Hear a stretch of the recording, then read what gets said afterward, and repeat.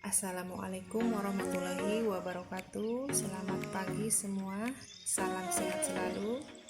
Kali ini kita akan membahas materi IPA di tema 7 kepemimpinan dengan kompetensi dasar menghubungkan ciri pubertas pada laki-laki dan perempuan dengan kesehatan reproduksi.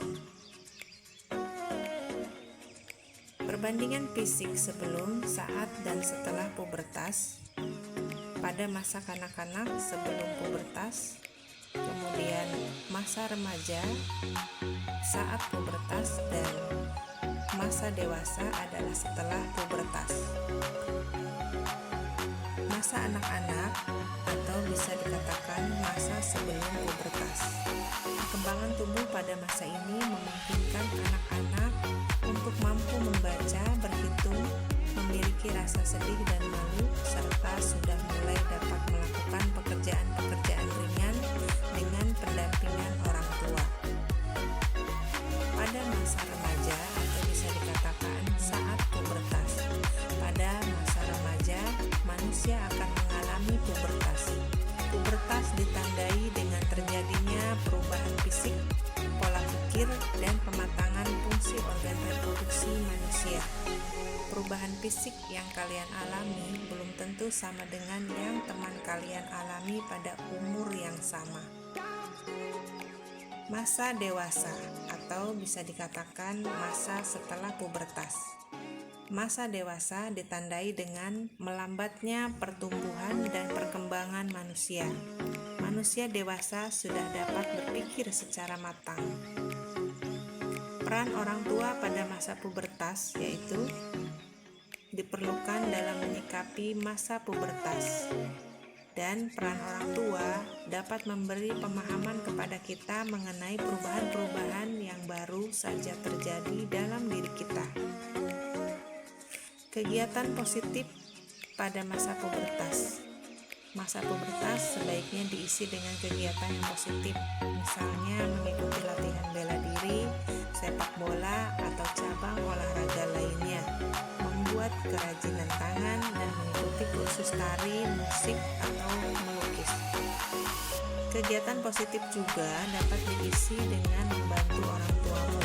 Selain untuk meringankan pekerjaan mereka, membantu orang tua juga merupakan salah satu cara untuk melatih kemandirian. Pada subtema 2, menjaga kebersihan diri pada masa pubertas. Yang pertama, mandi dan menggosok gigi secara teratur.